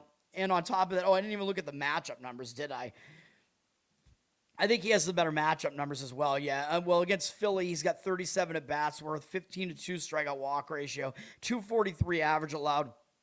The OPS is a little bit high at 823, but I think his matchup numbers are actually a little bit better than Luzardo's. So do with that information what you want. I like the strikeout walk ratio there. We're an hour in, and I'm not even halfway through. Oh, no, I'm a little bit. I'm more than halfway through. What am I saying? I don't have that many games left. All right, Pittsburgh at Texas. This game might be hard to handicap because last I looked, neither team had announced a starter. So I don't know how we really handicap this. ESPN does have listed starters. I guess we can try to handicap this given that these guys might be the starters, but it's not official, so I don't know what's going on here. Neither team played yesterday. Pittsburgh is starting a road trip off of beating Tampa Bay, so I like teams when they're starting a road trip. Usually they will show up focused, try to get the road trip off on the right foot. Texas is returning home. I don't like that. They're actually in the worst return home spot, so it's unfortunate we don't know who the starters are here because I'd be looking to fade Texas given the situation here. They just went out to L.A., the A's in Sacramento, and then Seattle, so Texas is returning home from a Pacific Coast trip. It's the longest road trip any team is returning from today. They had yesterday off. Both teams did, but I always am going to pretty much lean to that team that's starting a road trip over the team returning home from a road trip. You return home from the road trip, it takes away from your focus. You have to get back to home life and whatever, so I don't like that. Texas has not been a bad team, though. Their bullpen is all right. They're at 11th. Their ERA is actually really good in the bullpen. So I think they're actually probably a top 10 bullpen, even though in whip they're just outside of it right now. They're a good bullpen. Pittsburgh's not quite as good at 19th, but they're not horrible. And both bullpens are rested. So whatever you do with this game, the bullpens seem like they could be included. Pittsburgh has been hitting surprisingly well, 4th in OPS this year, so maybe the hype was real on these Pittsburgh hitters they got now. I don't know for sure. I expect some regression still out of them, though. Texas does not really have a good offense, even though they're at 11th right now. I don't really trust their offense. I don't think it's that good. And then the starting pitching, we don't know who's starting. But if it's what ESPN is telling us that it might be, Mlodzinski would be pitching for the Pirates. His ERA looks too good at 1.77. It should not be that good given that he has a 1.33 whip. He's walked multiple guys in all of his outings this month, although Pittsburgh has won every game he's pitched in this season. And he started going deeper into games, and he's allowed no runs over his last 2 outings against Washington and the Cubs. Teams that have started, Cubs have started hitting. Washington's been hitting all year, so that's not unimpressive. 20-8 strikeout walk ratio. It is too many walks. 19 hits allowed in 20 to third innings. He's been fine, not horrible. Going up against Texas here, they're not like an elite lineup, and this is going to be a pitcher-friendly ballpark. He's got 12 at-bats against them, 6-1 strikeout walk ratio, 167 average allowed, 397 OPS. So Texas has not been able to hit him, although some of those were definitely relief appearances. But he might be more trustworthy than Kumar Rocker if he's actually pitching, remember, because I don't know who's pitching in this game. Rocker, 4.3 ERA. He's no John Rocker, man. Also, he's Indian, so, that detracts a bit from it as well, even though he's actually from Georgia. Is Rocker, Rocker, is that an Indian name? What the fuck? 1.5 whip. That's not good. He's putting too many guys on base, man. You could call him Kumar Walker. That would be better. A more appropriate name. 14-7 strikeout walk ratio so far. 15 hits in 14 2/3 innings. That's not going to cut it. Texas has, in fact, lost all 3 of his outings so far. So if it is this starting pitching matchup, I don't know. I'd be tempted to actually give out a play on Pittsburgh. We got to see what the starting pitching matchup is. You know what I'll do? I'm not going to give it out as a play here on the show, but once we see what the starting pitching matchup is, if the line is still, kind of where I want it, and I do actually wind up liking Pittsburgh enough, I'll put it out on Instagram and I'll add it as a play. How about that? Rocker, he hasn't had it that easy, though, other than his first outing. Should have been pretty easy against Cincinnati. He did all right in that one. I think we actually might have had an under in that game. Or no, I think we might have faded Rocker in that game. But we still got the win with that. Luckily, probably. But then he did face the Dodgers on the road, and then he had to go to the A's stadium, which we know is very bad to pitch in. So maybe you got to give him a little bit of a break for that. I think he does actually have some good stuff, but it just hasn't really panned out so far. Against Pittsburgh, his numbers are not that good in a small 22 at-bat sample size. 5.4 strikeout walk ratio, that's not good. 364 average, not good. 990 OPS, not good. So if those are the actual starting pitchers here, and we're getting Pittsburgh as some sort of small underdog here, I might say to add it. Maybe you go first 5 innings with it because Texas probably has the better bullpen here, but I think it's not, it's not that far off, though. And given the situation, maybe you could go Pittsburgh full game, even though a lot of times those home distractions come into play more so earlier in the game. But, yeah, those are my thoughts on that game. Charles, what's up? Thanks for hanging out. All right, we're at an hour here, and we're not done with baseball. No. We still have a bunch of baseball. San Diego and Colorado. Colorado played yesterday, and they lost to the Dodgers and wound up splitting that series against the Dodgers. They got blown out yesterday. They're staying at home, so maybe that helps them a little bit. But San Diego did rest yesterday, so San Diego is rested, and they do have the better bullpen here as well. San Diego played at Anaheim, so they're coming in from Anaheim with a day off. Colorado played yesterday, like I said. So San Diego's got a little bit of a rest edge, but Colorado only used one pitcher out of their bullpen. They used Tanner Gordon, long relief type of guy right now. So they pretty much did save their bullpen. San Diego still has the better bullpen, though. I mean, they're elite in the bullpen. They're listed as 4th right now in bullpen whip, but they also have the 2nd best bullpen ERA. I think they're the best bullpen. We know that, everybody knows Mason Miller, but they have some other really good pitchers in that bullpen. And, of course, they're playing against Colorado. Colorado's bullpen actually hasn't been that bad, though. They're 13th in whip, but I think they're going to regress a bit from that. So, yeah, San Diego pretty clearly better bullpen and a little bit more rested. Offensively, San Diego has not been very good. They're at 22nd. I think they're a little bit better than that, but maybe not by that much. Colorado at 15th. I don't think Colorado is that good offensively, but they're better at home than on the road. So I think at least at home, they're more of a mid-tier offense. But we don't know who's pitching for Colorado here either, so that makes this pretty difficult to handicap. They still have not decided on a pitcher here. We have San Diego listed as a minus 140 favorite here. Total of 11 in Coors Field is about where you would expect it to be. Randy Vasquez is pitching for San Diego. 2.49 ERA, 1.29 whip this season. Again, he's got a good ERA, and his whip is a bit too high and indicates that his ERA should be higher than it is.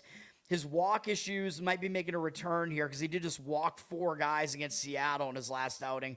That wasn't particularly good. That was the game where I think he got bailed out in that game. I think Seattle blew that game. I think that was like that game with the 5-run 9th inning or whatever that San Diego had. I think that was that game. So Vasquez got bailed out there. He does still have a 25-8 strikeout walk ratio, which is not that bad, and fewer than 1 hit allowed per inning. Good strikeout rate in 21 2/3 innings, but it looks like his old walk issues might be reappearing here, which wouldn't be good because that's been his problem throughout his career. Like, he actually has decent stuff, but the walks have really held him back. He'll be going up against Colorado, which is not the strongest lineup here, but it is in Coors Field. He does have good numbers against them. 93 at-bats, 23-3 strikeout walk ratio, 258 average allowed, 668 OPS. Those are pretty good numbers, but you might say, yeah, but some of those are probably in the very pitcher-friendly stadium that San Diego has, right? Yeah, that's true, but I went and I looked and I said, what did he do last year in Coors Field? Well, he actually made 2 starts there, and one of them was a 6-inning, 2-earned run performance where he didn't walk anybody. So that was a pretty good outing from him. And then the other outing earlier in the season, 6 innings, allowed 2 earned runs in that one, 5-1 strikeout walk ratio. So he actually put together 2 good outings in his 2 starts in Coors Field last year. So he's not really going to be intimidated by pitching in this stadium or whatever. So from that aspect, I think he should be fine. Do I want to actually play on San Diego here? No. I mean, they do have a rest edge, though, and they do have the way better bullpen. Probably they're going to have the starting pitching edge there, even though I don't love Vasquez. I think he probably is better than whoever Colorado is going to decide to go with here. But this one is not going to be one that's going to be on my card. San Diego is going to wind up being a public side anyway and a small favorite on the road. I don't want to deal with that. But Colorado is coming off a big series, although they did get blown out yesterday, so I could see that going either way. All right, I'm going to take a quick break. I'm going to finish these last 4 games, starting with this ESPN Unlimited game. I have one more baseball play in here, which is a total, and then we'll do NHL and NBA.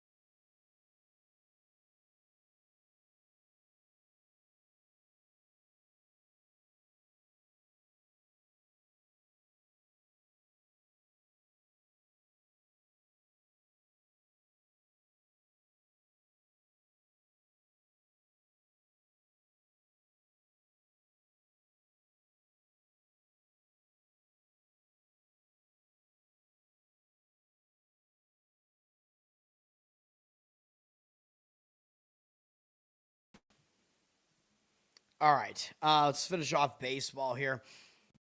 Really long show today, possibly. Too much baseball. I get too detailed with it. Toronto and Anaheim. These teams did play yesterday. Toronto won 5-2 yesterday. I don't like either of these bullpens, so we could go with that to kind of start this out. Anaheim used 2 relief pitchers yesterday. Not many, but still, they're not a good bullpen.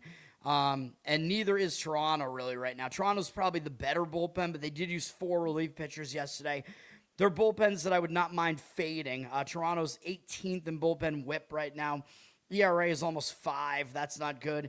Anaheim's is in the mid-4s as well, and they're 22nd in bullpen whip, so they're almost putting 1.5 guys on base an inning. That's all bad. Anaheim's been hitting well, yes. They're at 8th right now in offense, in OPS. And Toronto, I mean, they've been dealing with some injuries in their lineup, as I keep mentioning, but they're 16th right now. They're definitely a team that has the ability to put up some runs. And then I looked at this starting pitching matchup, and I'm like, oh my God, this game has overwritten all over it. But then I looked at the, current form of these pitchers and the matchup numbers, and I'm like, I don't know if I could do it, man, because I like the over. I think the over is the best way to look at this game. Patrick Corbett is pitching for the Blue Jays. You know I make fun of this guy all the time on the show. 4.66 ERA, 1.24 whip is not really that bad this year. He's only made 2 starts so far, though, but he had a good start in his last outing against Milwaukee and got no run support behind him. He held him to 1 run. That's not bad. I'm not going to trust him, though. I still think he might not do well here, but his numbers are pretty good against Anaheim, though. 104 career at-bats, 33-11 strikeout walk ratio. Now, they did see a lot of him last year because he was on Texas, so he was in their division last year. So they're definitely familiar with him, but they didn't hit him well. 33-11 strikeout walk ratio, 240 average allowed, 630 OPS. That's pretty good. So I don't know if we necessarily want to fade him here. Jack Kohanowitz is pitching for the Angels. I was basically questioning why he was even still in the league at this point. Seems like Anaheim thinks that he's still got something here, and he might develop into something because he's only 25. And his numbers, I got to admit, they're not horrible this year. 3.47 ERA, 1.24 whip. Dive into it a little bit, though. The walks are just awful. He's been pretty hard to hit, though, so you got to give him that. 23 1/3 innings, 14 hits allowed. That is really good. 18 strikeouts. He's not really a strikeout guy. I'm willing to live with that, but the 15 walks is egregiously bad. 4+ walks in 3 of his 4 starts so far. That is the problem. Could he get that under control? Yeah, wildness is correctable. So maybe he will. Sometimes it just never gets corrected, though. I don't know. I don't know what's going to happen with him. It seems like Anaheim, maybe their pitching is going to start getting better. Like Soriano looks elite this year so far. Maybe Kohanowitz will become a more, at least a serviceable pitcher. Against Toronto, he does not have good numbers, though. In 20 at-bats, 1-2 strikeout walk ratio, 450 average allowed, 950 OPS. Those are pretty bad numbers, so yeah. This game is an over for me. That would be the way I would play it. The total is at 9. It's juiced a bit heavily. I'd prefer over 9 to 9.5. If you can find 9 at -120 over, that's what I would do, so you don't have to lay the hook. This is probably one of my stronger opinions, by the way. 71% of tickets, 76% of the cash on the over here. Money is also coming in towards Anaheim, which I'm not so sure about that. Corbin has the better matchup numbers, but he is very familiar to Anaheim. Anaheim at -110 here, 53% of tickets, 99% of the cash on Anaheim. So the money is indicating on Anaheim. I don't have a good read on the side here, really, though. Over would be the way I would do it.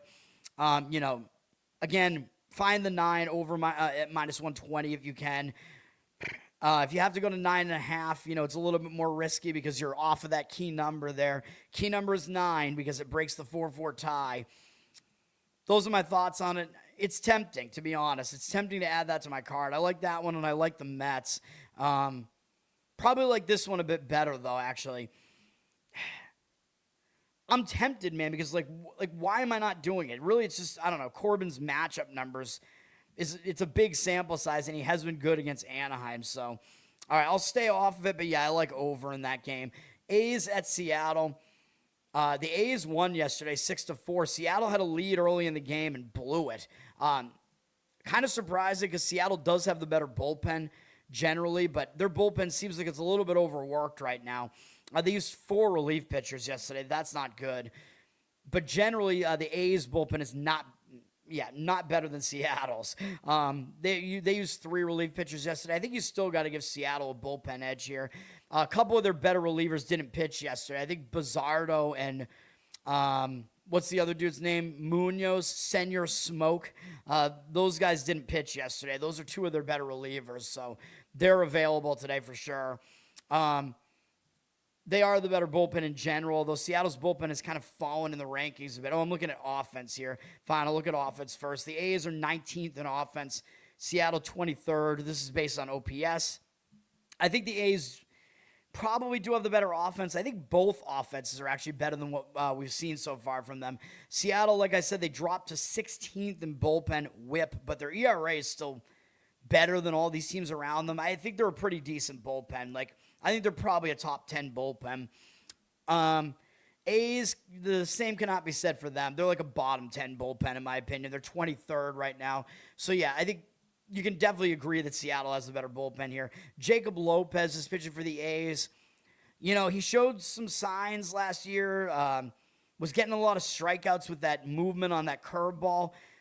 This year, things are not going well. 6.38 ERA, 1.96 whip is really bad. He has more walks than strikeouts. 17 walks to 16 strikeouts in 18 1/3 innings, plus 19 hits on top of that, and 13 earned runs allowed. This is some bad stuff, dude.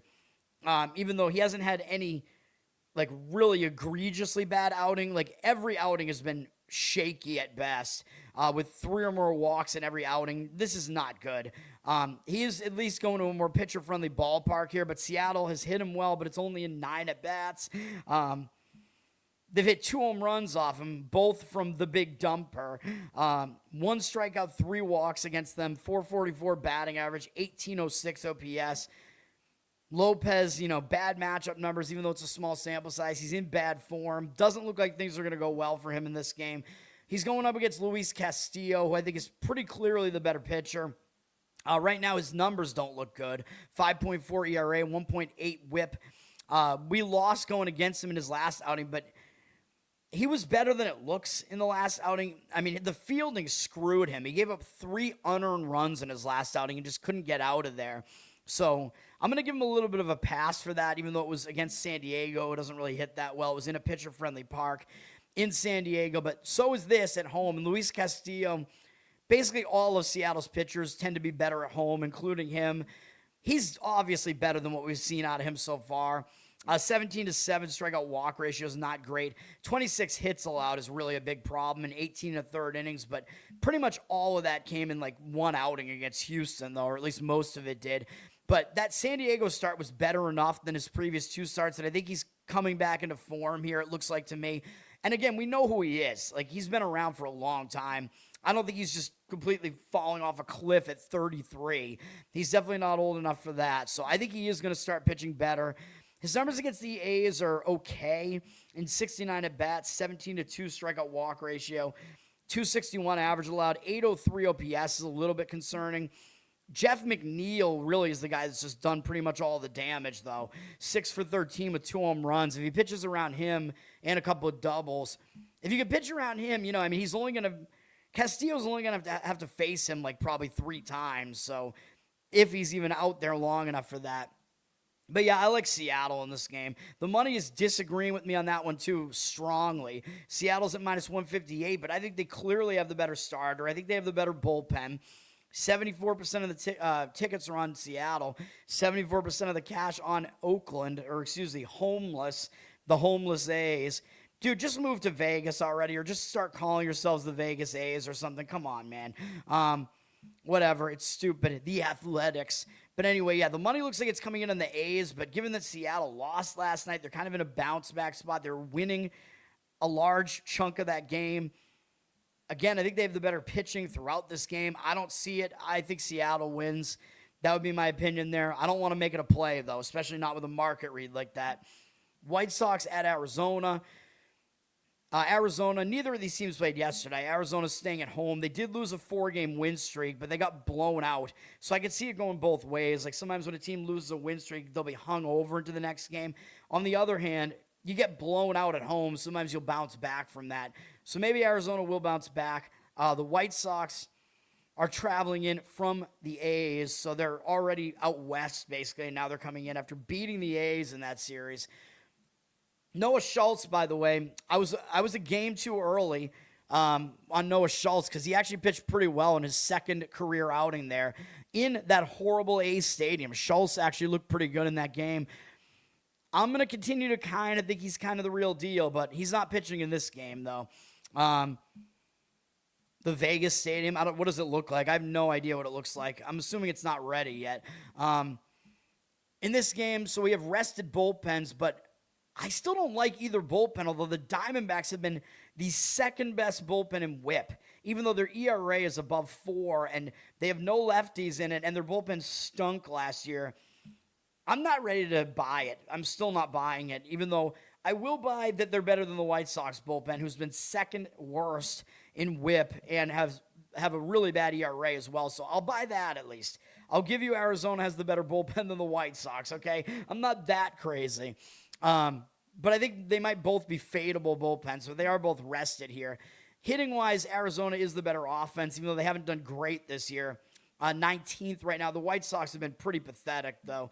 26th, at least they're better than some of these other teams right now, including the Mets. Even though I don't think the White Sox offense is really good at all. Sean Burke is pitching for the White Sox. He's been decent this year. 4.43 ERA, 1.28 WHIP. Nothing really egregious here. 4 or fewer earned runs allowed in every outing. Nothing fantastic either, but 17-6 strikeout walk ratio. That's mediocre-ish. It's not great, but not horrible. 20 hits in 20 1/3 innings. Yeah, I mean, again, he's a serviceable pitcher. Basically, he's going to get you through like 5 or so innings. He'll keep you in the game more often than not, it looks like for now at least. He'll be going up against Arizona here, though. This is a hitter-friendly ballpark. Arizona only has 15 at-bats against him, 4 strikeouts, 1 walk, no extra base hits. He's held him to a 133 average, 321 OPS. Those are not bad numbers, so you might be able to trust Burke to do okay in this game. He's going up against the veteran, Merrill Kelly, so we have a young guy against a veteran in this matchup here. Kelly, 3.38 ERA so far this season. His whip is bad, 1.69, but he's only made 2 starts. Or no, he's made 1 start. My mistake. I think you can just kind of ignore the fact that he walked 4 guys in that outing against Baltimore or whatever. Kelly, he was coming back from injury or whatever, had a delayed start to the season.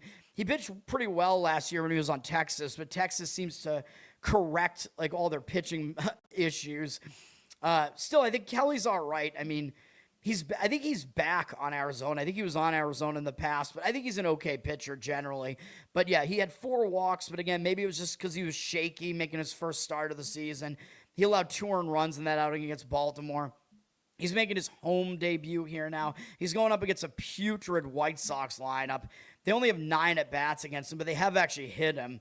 Only 4 hitters have faced him, though, but they have a 444 average, 1,167 OPS, couple of doubles in there from Pereira and Vargas. 2-to-1 strikeout walk ratio. I'm not going to put that much weight into that. I'm not ready to say that Kelly's going to do horrible in this game or anything like that. I don't really think so. But Arizona has dropped from -185 to -150 here on the money line. 91% of tickets, 97% of the cash on Arizona. Arizona looks like a very public side with money kind of fading them here. I think I would actually probably lean White Sox first 5 here.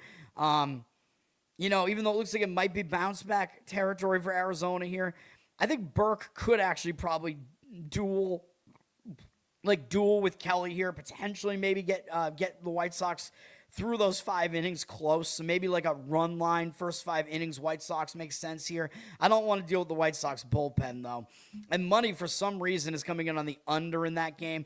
If I was going to do that, I would go first 5 probably, even though I know we have rested bullpens here. I know Arizona's has good numbers this year, but at least with the whip, I wouldn't trust the bullpens, though. I think if I was going to go under, I'd go first 5 in that one. But maybe there's something to look at there at the White Sox first 5 run line, but I really don't love that game. And the last game, like I said, is a play for me, and it is a total, so you probably know what it is. We're kind of going back to the well here. You know what I do. We're going to go under in Dodgers-San Francisco, even though I know the Dodgers have an elite offense, but I think we can counter that with everything else that's going on in this game here. The pitching and the fact that this is a pitcher-friendly ballpark here. You might be able to find a 7.5. I might wait on this because I saw it was close. I saw like under 7.5 at -125. I'd want to try to find it at like -120 and get that hook on the 7, but the 7.5, is the hook. They call that half run the hook, or half point is called a hook. But yeah, you know what I mean. Like 7 is a key number because if it's a 3-3 tie, you need 1 more run to break it. But at least get the under 7 in this game, I would say. So you're on that key number. But what we got going on here, Dodgers did play yesterday, which, that normally would worry me a little bit about the bullpen, but I'm not that worried about it here. Their bullpen's been decent this year, and they used 2 relief pitchers yesterday. I'm not too concerned about that. They're coming in from Colorado, so, it's possible their hitting actually kind of suffers a little bit. Maybe gets a little bit tired after they exploded for 12 runs yesterday. Coming into San Francisco from elevation. They're going from a very hitter-friendly park to a very pitcher-friendly park here now. So that's a bit of an adjustment. You got to think Dodgers are going to have a harder time hitting in this game. And given what the pitching looks like, I think that's going to be the case as well. I did say I leaned Dodgers over their team total in that game yesterday, and they did get that done. I think they needed 7 runs to do it, but they still did it easily in that game yesterday. But yes, I think runs are going to be harder to come by in this game to an extent. San Francisco, I believe, did not play yesterday. So the Dodgers are at a rest disadvantage here. So as far as the side is concerned, although I don't think I want San Francisco here, but San Francisco, they're returning home from a road trip, actually, so I definitely don't want them. They're the other team returning home from the long road trip today. I forgot about that. They're coming home from the East Coast. They went to Baltimore, then to Cincinnati, then back to Washington. What the hell? Like, these schedule makers are so weird, man. Like, why wouldn't you play Baltimore and then Washington back-to-back and then have to go to Cincinnati? Yeah, I don't know. I don't know what to tell you, but San Francisco is traveling cross-country. So even though they didn't play yesterday, that's not exactly a great spot either, but good for us with the under is I think having a day off and having to travel across the country, that can mess with your hitting, like in the timing and stuff, having to mess with your biological clock like that. So I think we might see some pretty bad hitting here from San Francisco here. And they're not a good offense anyway. So yes, we have to dodge the fact that the Dodgers are clearly the number one offense in baseball. But I think we can, based on the pitching here. And San Francisco, they're a weak offense, man. What can we say? They're 27th right now in OPS. Bullpen-wise, the Dodgers are still 9th in in WHIP, OPS.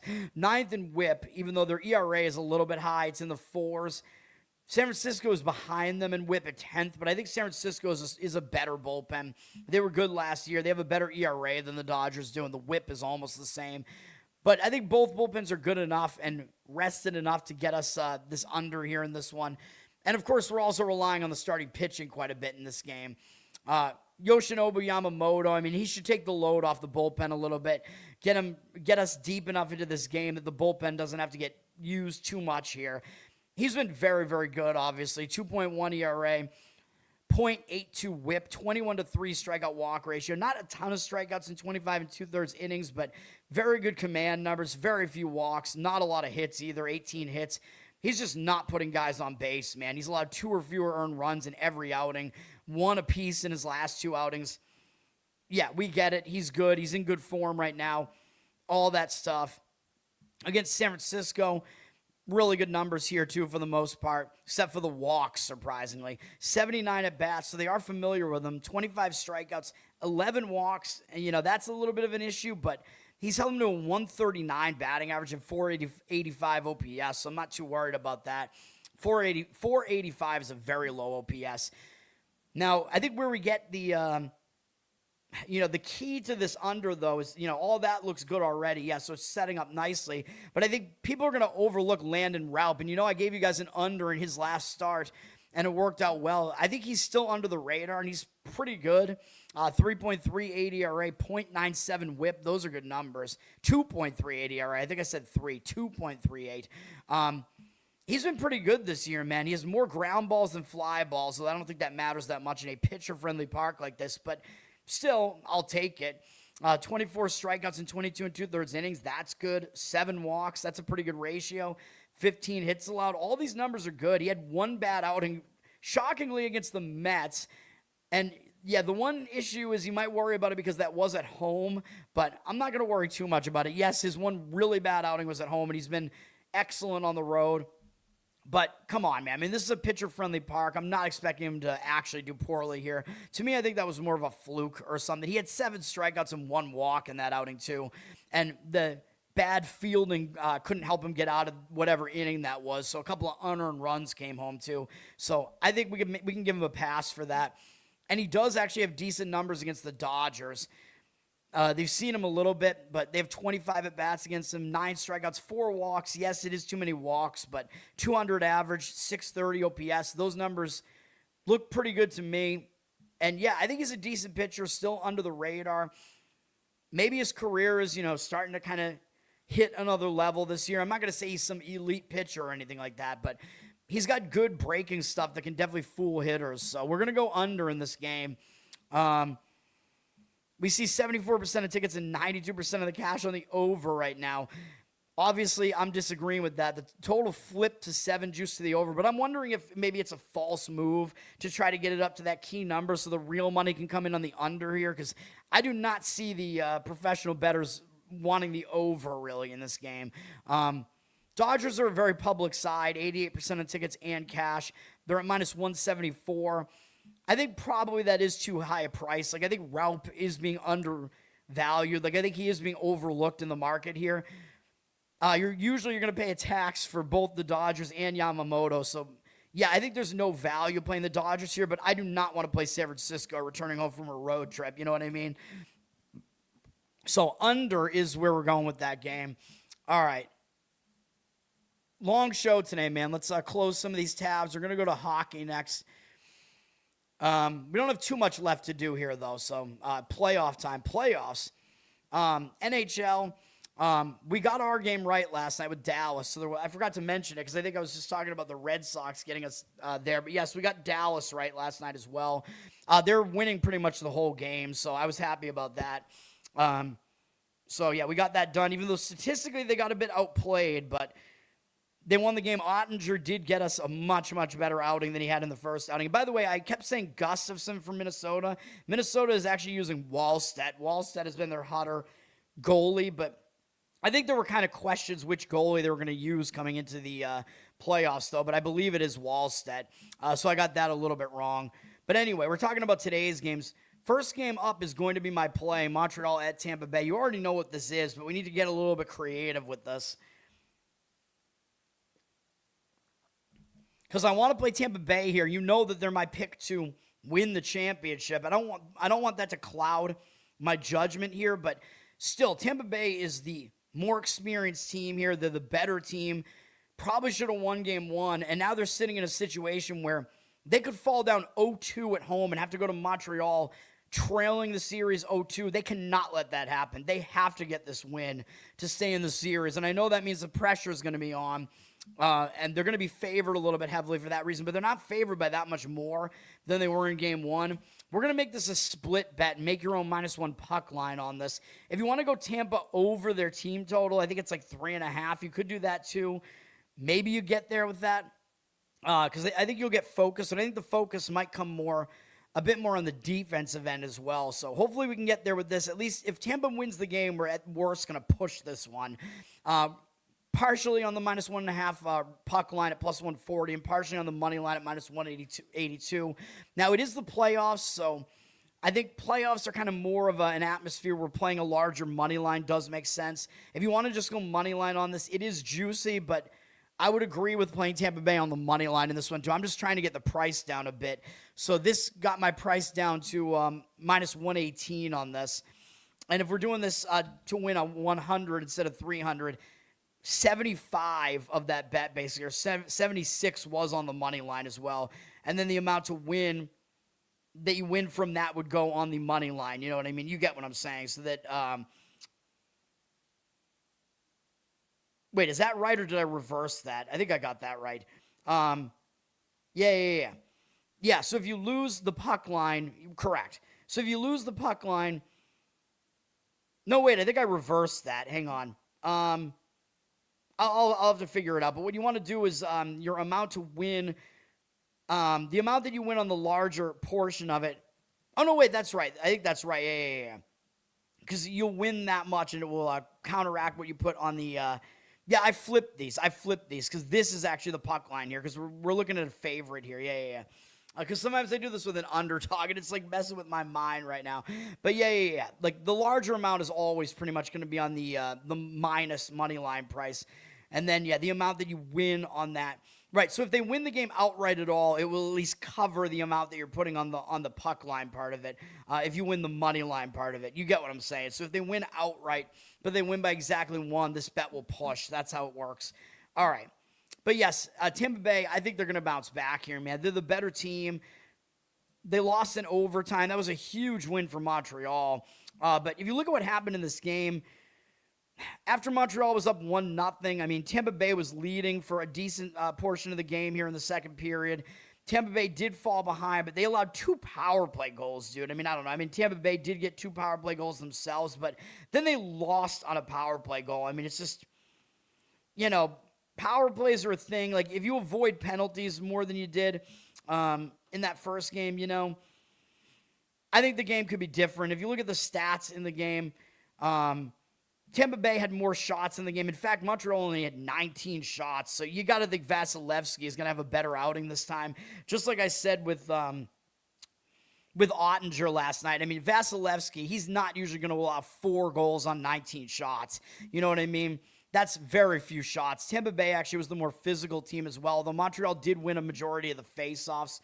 So that is a concern there that Montreal did dominate the faceoff battle. But other than that, I think Tampa's the better team.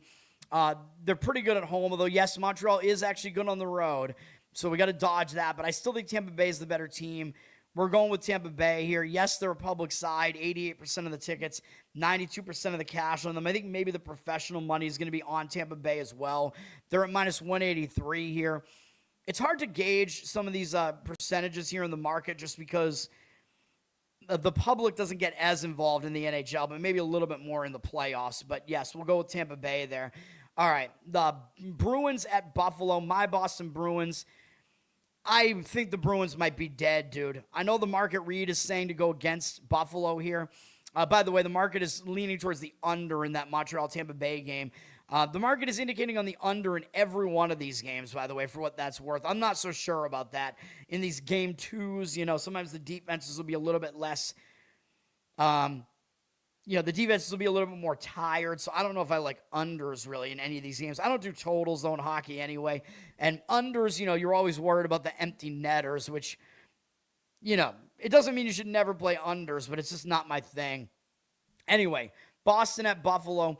Now, people might look at this and think, oh, the Bruins are going to zigzag here because they lost the first game. No. I mean, the way they lost that game, there's just no way. I see Bruins as being a dead team after this. This is a huge game, and the Bruins had the game. They were winning 2-0, and Geeky, who scored the first goal, had like a wide-open look at the net, if you saw that screenshot that was floating around, and didn't shoot the puck. What the fuck was he doing? He had 100% he's going to get a goal on that pretty much, and he didn't take the shot. Like, not Vasilevsky, Lyon or whatever, whoever the hell the goalie is for Buffalo, was like way out of position, not even looking at Geeky, who was off to his right. Clean shot at the net. I don't know what the fuck was going on with that. But then the Bruins completely blew the game. They gave up 3 goals in like a 4.5-minute span, and then an empty netter at the end, yes. And then they did cut it back to a 1-goal game with a power play goal at the very end that didn't matter at that point because it was in the final minute of the game. In fact, it was with 8 seconds left. It would have been insane if the Bruins tied it with 2 goals in 10 seconds or whatever. But no, the way the Bruins lost that game and imploded like that after they had the game, I don't see them getting back up off the ice in this case. And they got dominated in this game, dude. Bruins won a slight percentage of the faceoffs, but Buffalo had 18 more shots than the Bruins did. Granted, some of that was because the Bruins were winning most of the game, but Buffalo had 53 hits as well. Usually you don't see the Bruins being that less physical than their opponent, but that's what happened here. And I don't even like Buffalo. I think Buffalo is an overrated team. I don't think they're particularly good. I think they're the weakest 1 seed easily. The money is coming in towards the Bruins, so I guess I can hope that the Bruins are going to win as a Bruins fan. Buffalo down to minus 160 here. 77% of tickets, 65% of the cash on the Buffalo side here. Money is saying Bruins. I don't want it. Again, I mean, there was nothing really misleading about the fact that Buffalo won that game. They won the game statistically. The Bruins, the way they lost, I don't know, man. Could be a hangover spot for them. Bruins are also much, much better at home. They're pretty bad on the road, so I don't know. If they could steal a game on the road, that would be awesome. And they're, I don't know. I don't like it. Utah at Vegas. That game was close for a while. You might be able to say similar things about Utah that I just did about the Bruins because this game was close. And Utah fell apart late and lost the game. The game was 2-2 into the third period, and then power play goal, gave Vegas the lead, but they were still only hanging on to a 1-game lead for a bit. That tied the game. What am I saying? Utah was winning the game going into the third period. The power play goal by Stone tied the game, and then, Vegas took the lead a little bit later, but this is still a close game the whole way. The statistics were close, so the Vegas was the more physical team, way more hits, a couple fewer shots, but also won the face-off battle. So, I have Vegas winning the conference in my bracket, which is maybe a little bit insane. But Vegas, I don't know, man. They look hot under Tortorella right now. The way that Utah lost that game, and they could have had that game, that might have been the game they needed to steal. They might not have an easy time of it this time. I don't know, but I think I would lean to Vegas here. The money is actually agreeing with that. Vegas is at minus 153 right now, down from minus 160. 73% of the tickets, 78% of the cash on Vegas. Yeah, I think I lean Vegas there. Again, I think the experience is going to carry them through at least this series against an inexperienced Utah team. And you might be getting the better goaltending. out of Vegas here as well. They're using Hart in net, and, I think he's still a pretty young guy, and he came back from injury or whatever, but they're rolling with him. They're going to try to roll with the hot hand, and I think that win is going to give him some confidence right here. The fact that he was able to do well in that game, even when it was looking not great.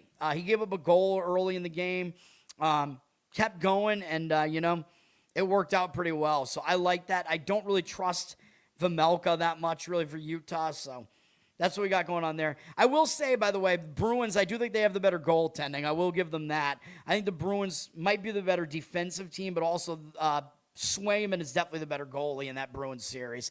All right, and then we have Kings and Colorado. These games are all on ESPN and ESPN2.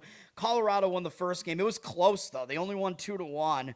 So maybe that's going to shock them into a little bit of focus here. Maybe Colorado's going to come out with a little bit more intensity this time. I don't think I want the Kings here.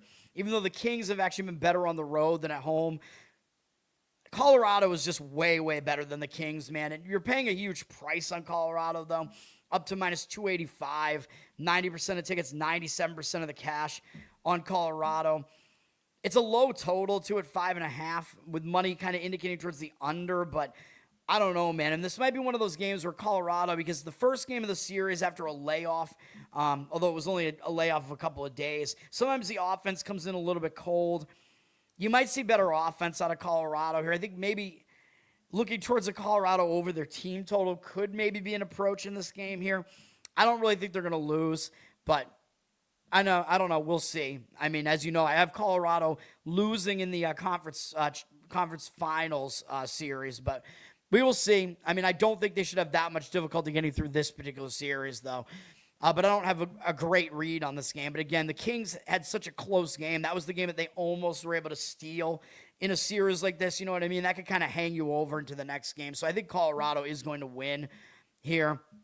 But laying like multiple goals on a puck line, I would not do that. Like, I do not want to deal with a team that's that heavily priced. So, all right. Let's go to NBA here. We have first game is Sixers Celtics. These are all Peacock and NBC Sports. Celtics won the first game in a total blowout. It was a laugher. The Celtics had their backups in at the end of that game, and they were still playing pretty well and won by over 30. But if you look at the box score, now the Celtics didn't shoot that well, so that's a good sign for the Celtics that they didn't have like a crazy offensive explosion in this game as far as like hitting more threes than they usually do or whatever. But the real outlier was that Philadelphia hit 4 3-pointers in this game. So I think they might be able to improve on that at the very least. Philadelphia had a terrible shooting game in general. 39% from the field, 17% from three. You got to think there's going to be some positive regression there. Celtics shot about what they normally do, maybe a little bit high with the 50% from the field. But, yeah, obviously the Celtics were the better team, but it wasn't this much of a blowout.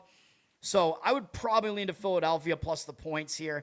You know, this is also one of those games, the Celtics, if you've been watching them in the Missoula era, the Celtics, they usually come out with a lot of fire in game one, and that's the game where they have a lot of blowouts, and I've been in attendance for a lot of those games. Then a lot of times they just won't have as much intensity in the second game because they'll think, oh, this is going to be easy. You know, Philadelphia's still without Embiid, whatever. The Celtics might kind of take their foot off the gas a little bit here. I'm not saying they're going to lose. I mean, I hope not. I don't think so. But I would lean towards taking the points of the Sixers. Also, the Celtics were, I think, a 13-point favorite, maybe 13.5 in game one, and now they're 14.5 in this one, literally just because they won the first game in a blowout. So there's no real value laying the points with the Celtics here. I would lean Sixers plus the points here. Money also coming in towards the under for what that's worth. The total's at 216. Not necessarily going to disagree with an under here. I don't even know. Did the first game go under? I don't even know. No, I think it went over, right? Actually, I think it landed probably right near the number. I don't know. I don't know if it went over. It might have still gone under, actually. 82% of the tickets, 85% of the cash on the Celtics. So, because the Sixers didn't even get to 100 in the first game. Money, you know, it looks like the Celtics are going to be the public side. I'm not going to read into that cash percentage too much here. So, I think, yeah, I would lean to the Sixers in that one. The money seems to be more heavily indicating towards fading the Spurs, but I actually don't like that as much. Spurs dropped from 12.5 to 11.5. They were 11.5 in game one as well. 84% of the tickets and 66% of the cash on the Spurs. So they're public, which is not surprising. The money is indicating towards Portland. I just don't know, man. I mean, San Antonio won the first game by 13, but I was watching that game, and San Antonio was blowing Portland out of the building, dude. San Antonio looked like they just basically stopped playing before the game was over, because this game was completely over.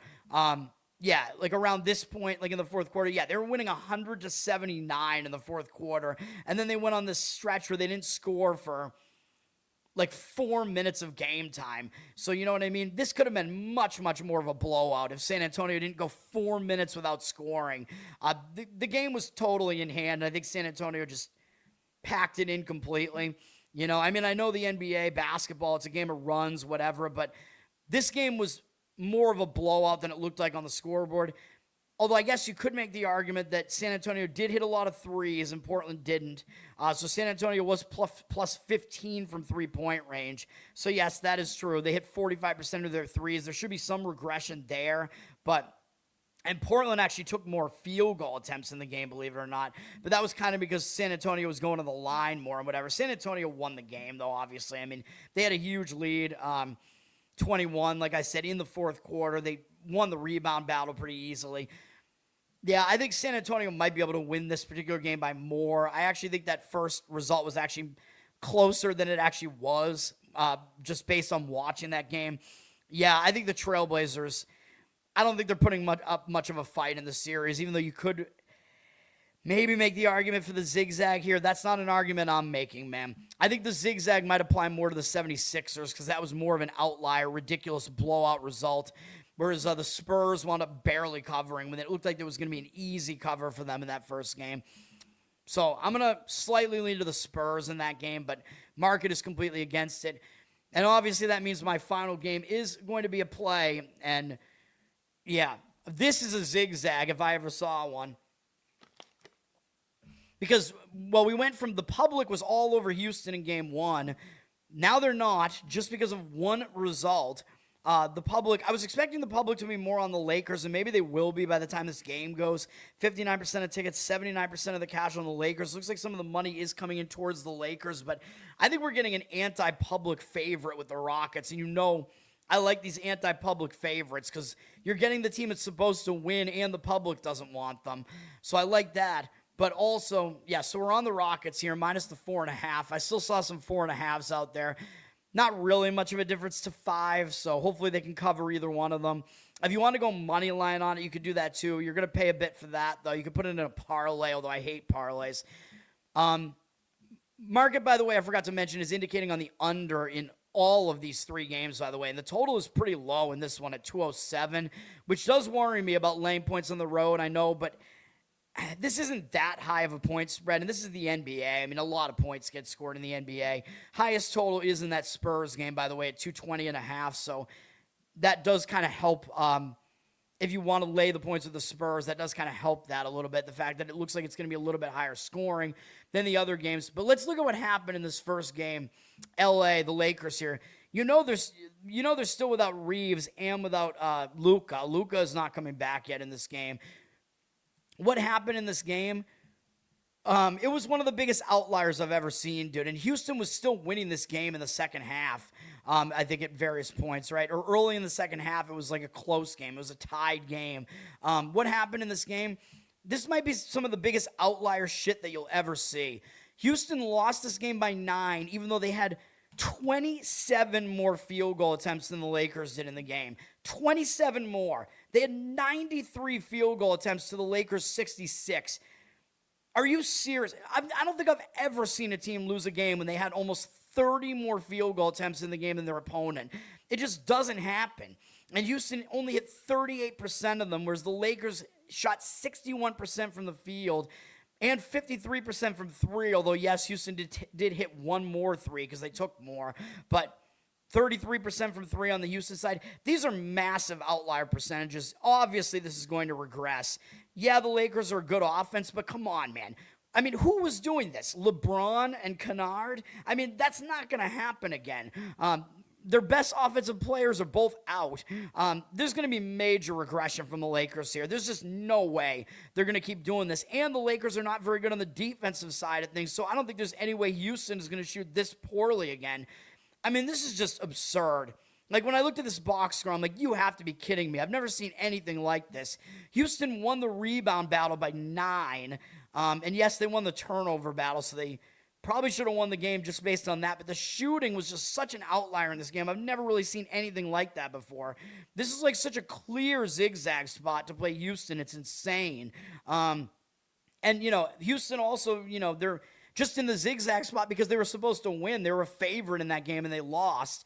Although they went down to a 2-point favorite because, by the way, Kevin Durant didn't play in this game. So they were only a 2.5-point favorite. And I'm assuming he is playing because we're getting a 4.5 here, which is what the number was going to be when Durant was supposed to play in the first game. So I'm assuming that means he's playing here, which should help. I mean, I don't think it's like the reverse injured player spot here. You know what I mean? Where I talk about how when a star player comes back, a lot of times the team will have like an adjustment period and whatever, and they will kind of take the foot off the gas, but obviously they're not going to do that. They're losing 0-1 in a playoff series here, you know what I mean? They're obviously not going to show up unfocused for this, They're not going to be like, oh, good, Durant is back, we can take it easy now. No, that's not going to happen in a playoff series where you just lost the game. So, yeah, we're going to go with Houston here, man. We got to make sure, probably, I guess, that Durant is going to play. I mean, if he isn't, maybe I even still like this. We got to see, though. I think he's a game-time decision right now. So we do have to see if he is going to play or not. Let me just see what we have going on here. Yeah, game-time decision. He's expected to play tonight, it looks like, as of now. Yeah, I mean, it's just something to keep an eye on, I guess. So if you don't want to play Houston now, I mean, I'm expecting he's going to play, though. But, of course, if he doesn't play, the number's going to drop again to like 2.5, which is a better number. And I probably would actually still play it at that price. Like, this is just too much of a zigzag spot to pass up, I think, in my opinion. Yeah, I mean, that's just, you can't replicate what happened in that first game at all. Unbelievable outliers going on in that game. We're on Houston, minus the points there. And that's the last play, and that's the last game to talk about as well. So there you go. Those are my plays. I don't know what happened with the StreamYard. Sometimes it shift back to the right layout.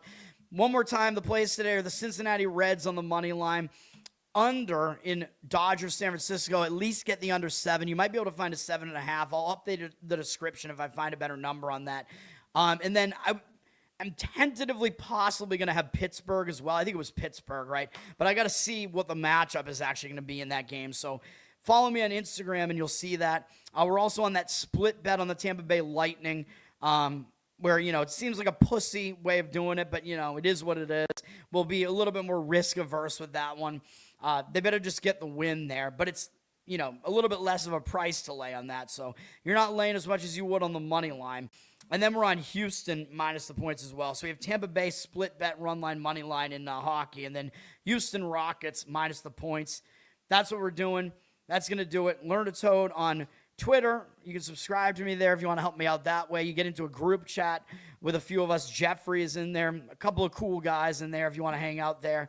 I'm on Instagram, of course. Pay attention to that, especially today, because I might add a play on the Pirates, but there's a chance I don't. Like, I don't know. We'll see.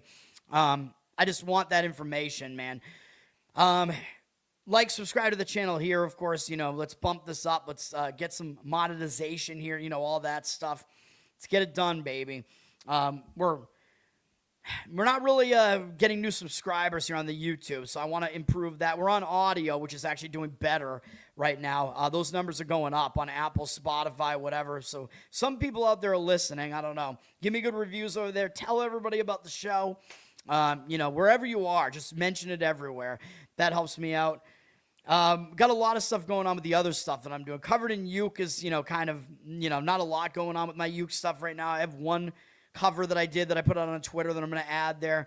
That's on YouTube as well. I've been thinking about maybe merging the two channels, though, so I don't know what I want to do with it right now. Patreon.com/LearnToToad if you want to support me that way. There is a little bit of bonus stuff, but I got to add more, obviously. And then loser cast will be back tonight, so I have a few ideas for my loser pick. I got to figure out who I want to pick tonight for that. I'm probably going to bring all three of them up on the show, though, so be on the lookout for that. Tuesday night, baby. It's Tuesday Lose Day. I'm going to pitch that as a slogan for us there. I like it. And then I've been on some other shows. I was on 2 shows last night. So the Giants podcast that I'm doing with Ben Weir started last night. We had Adam Nutter on it as well. He's also a Giants fan. We did, I don't know, probably about 45 on that one, maybe less. We talked about the upcoming NFL draft, which I don't bet the draft or anything like that. I mean, I don't know if you guys want me to talk about the draft. I don't do much with the draft. So, I don't think I'm going to do like a draft show or anything like that here, but I will do an NFL season win total show after the draft so we kind of know who the personnel really is here. I did that last year, and my totals were really good. My 3 that I mentioned as like the ones that I would actually play, although I actually should have played them, all of them won. So let's try to do that again this year.